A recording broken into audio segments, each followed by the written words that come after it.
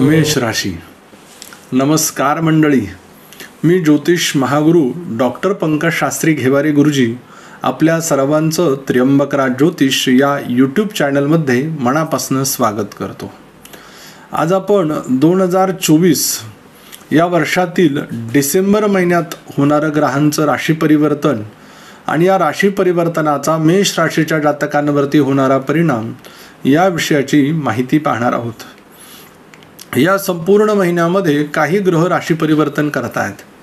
यात प्रामुख्यानं 2 डिसेंबर या दिवशी शुक्र ग्रह मकर राशीमध्ये विराजमान होतोय. याचबरोबर 15 डिसेंबर या दिवशी सूर्य ग्रह धनु राशीमध्ये विराजमान होतोय. 28 डिसेंबर या दिवशी शुक्र ग्रह कुंभ राशीमध्ये येऊन विराजमान होतोय. मग हे राशी परिवर्तन केल्यानंतर या ग्रहांचा मेष राशीच्या जातकांवरती काय परिणाम होणार आहे. महत्त्वाची सूचना, आपण जर आमच्या चॅनलला सबस्क्राईब केलं नसेल तर सबस्क्राईब करा, बेल आयकॉनचं बटन दाबा, व्हिडिओला लाईक करा, शेअर करा आणि कमेंट्स करायला विसरू नका. याचबरोबर आपल्या जीवनात काही समस्या असेल, अडचणी असेल आणि बरेच असे प्रश्न आहेत की ज्याची आपल्याला उत्तरं मिळत नाही आहे. मग मुलांचं लग्न असेल, मुलांचं करिअर असेल, जीवनामध्ये लक्ष्मी प्राप्तीचे योग आहे की नाही, जीवनातल्या अडचणी कधी कमी होणार आहेत, यांसारख्या अनेक प्रश्नांची उत्तरं आपण स्क्रीनवरती दिलेल्या नंबरवरती संपर्क करून आमच्या ज्योतिष एक्सपर्टद्वारे उत्तरं मिळवू शकतात आणि जीवनामध्ये नक्की आनंद प्राप्त करू शकतात. मेष राशी. मेष राशीचा स्वामी मंगळ ग्रह आहे आणि ते चतुर्थ स्थानामध्ये विराजमान आहेत. ते कर्क राशीचे. कर्क रास ही मंगळ ग्रहाची नीच रास आहे, म्हणजेच शक्ती कमी होते. मग कर्केचा मंगळ चतुर्थ स्थानामध्ये बऱ्याच वेळेला भृगु महर्षींनी त्याचे वाईट फलं ज्योतिषशास्त्रामध्ये दिलेले आहेत. मग ते कशा प्रकारचे, तर कर्केचा मंगळ हा हृदयाच्या छातीच्या संदर्भामध्ये चतुर्थात असल्या कारणानं विकार दर्शवतो. मग अशा वेळेला अशा लोकांनी जर असा काही त्रास, अशी काही समस्या जर त्यांना जाणवत असेल किंवा होत असेल तर त्यांनी चांगल्या डॉक्टरांचं योग्य वेळी घेतलेलं मार्गदर्शन हे जीवनामध्ये त्यांना पुढे नेणारं आहे. त्याचबरोबर चतुर्थ स्थानातला मंगळ हा ज्यावेळेला चतुर्थामध्ये काही चांगले जर फलं देण्याचा विचार करतो तर आपल्यासाठी तो कशा प्रकारचे चांगले फलं देऊ शकतो, तर अगदी स्वपराक्रमानं पुढे येणारा, उदयाला आणणारा. मग त्याचबरोबर आपण ज्यावेळेला एखादी वास्तू घेणार असू किंवा अनेक काही गोष्टी करणार असू तर त्या कागदपत्रांची पूर्तता आपण जर यथायोग्य व्यवस्थित पाहून घेतली तर नक्की भविष्यात आपल्याला अडचण संभवत नाही. द्वितीय स्थान, ज्याला आपण धनस्थान असं म्हणतो, मग या स्थानामध्ये गुरुग्रह विराजमान आहे आणि या स्थानाचा स्वामी शुक्र ग्रह हा 28 डिसेंबरच्या नंतर कुंभ राशीमध्ये विराजमान होतो आहे. मग तत्पूर्वी तो संपूर्ण आपला जो कालखंड आहे तो दशम स्थानामध्ये विराजमान असणार आहे, म्हणजेच मकर राशीमध्ये त्यांचं वास्तव्य असणार आहे.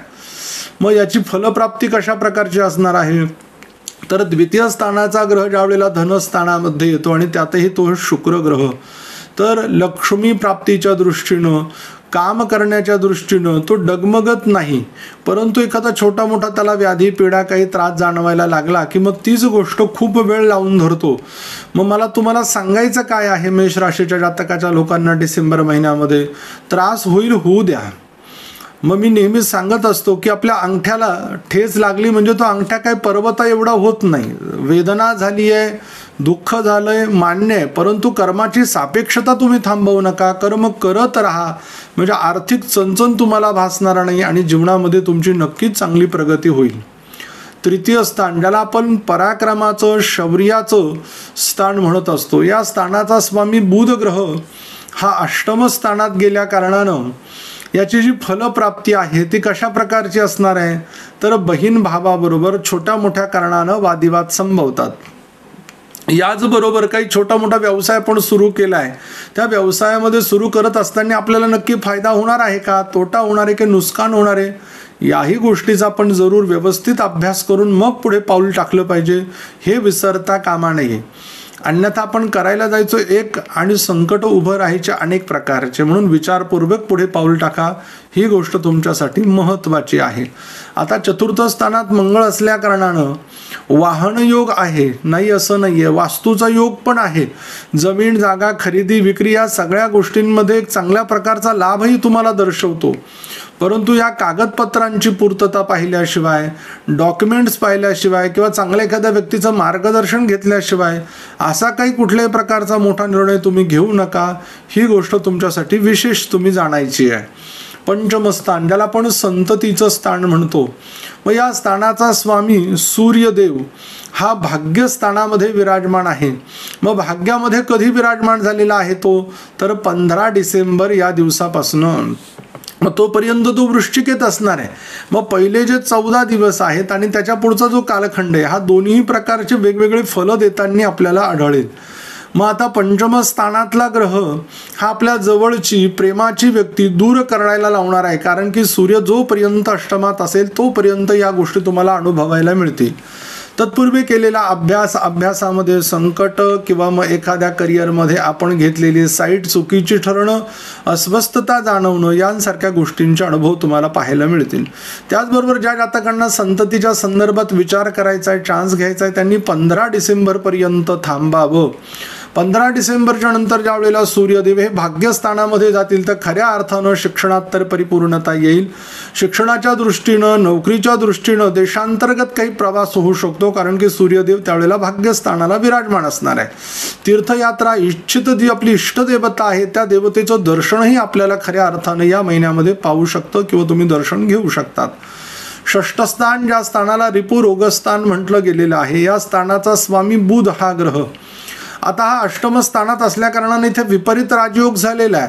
म्हणजेच काय, प्रतिकूल परिस्थितीत सुद्धा तो अनुकूल परिस्थिती करेल, नाही असं नाहीये. परंतु आपण जर एखादं दुखणं, व्याधी पीडेने जर्जर झालोय, ग्रस्त झालोय, मग त्याचा त्रास वाढण्यापेक्षा, त्या गोष्टीची अडचण अजून मोठी होण्यापेक्षा योग्य वेळेला निर्णय घेतलेला कधी पण उत्तमच आहे ना. योग आहेत, राजयोग आहेत, फायदा देणारे आहेत, परंतु ज्या वेळेला आपण या सगळ्या गोष्टी करत असतो, ज्योतिषावरती ज्या वेळेला आपण श्रद्धा ध्येय ठेवतो, स्वतःची मानसिकताही आपण अशी ठेवली पाहिजे की काही निर्णय आपण स्वतः योग्य पद्धतीनं घेतलं पाहिजे. नोकरीच्या दृष्टीनं जर म्हणाल तर ज्या ठिकाणी काम करतो तिथे थोडासा त्रास जास्त प्रमाणात वाढू शकतो. विरोधाभास, विरोधक लोकांचे त्रास याकडे दुर्लक्ष करा, कामाकडे लक्ष द्या. वरिष्ठ तुमच्या कामाची दखल घेतील, त्यामुळे तुम्हाला मोठं पद प्रतिष्ठा प्राप्त होऊ शकते. सप्तम स्थान, या स्थानाला वैवाहिक सुखाचं स्थान म्हटलं गेलेलं आहे. या स्थानाचा स्वामी शुक्र हा ग्रह अगदी 2 डिसेंबर पासूनच मकर राशीमध्ये विराजमान होतोय. तोपर्यंत तो दशम स्थानामध्ये विराजमान असणार आहे.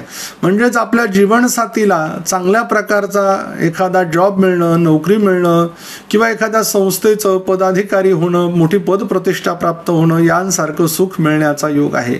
तसंच ज्या जातकांचे विवाह निश्चित झालेले नाही आहे त्या जातकांचे विवाह या डिसेंबर महिन्यामध्ये अतिशय चांगले मनाप्रमाणे वराची किंवा वधूची प्राप्ती करून देणारे आहेत.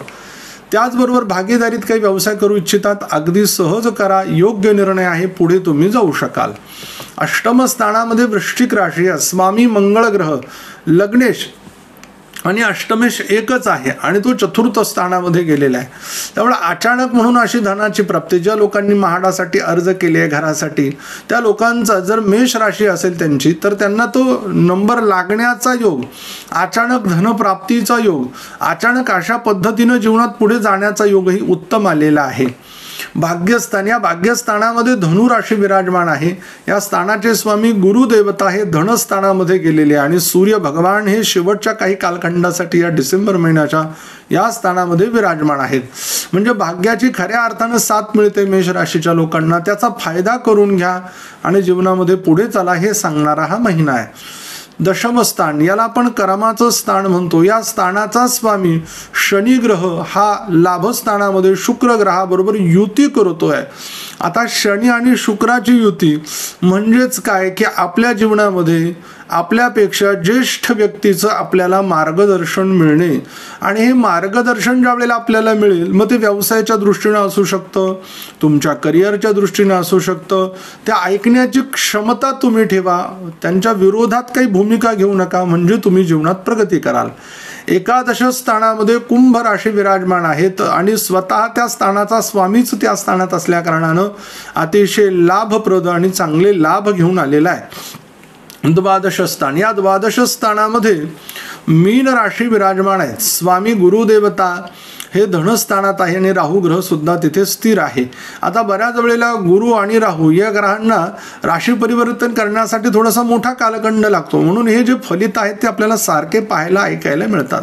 मग त्याच पद्धतीने या डिसेंबर महिन्यातही तशीच परिस्थिती असल्या कारणानं धनाचा जो खर्चाचा जो तुमचा व्यय आहे हा तुमच्या स्वतःवरती परिवारासाठी राहणार आहे. फक्त तो योग्य करा, ही गोष्ट आपल्यासाठी महत्त्वाची आहे.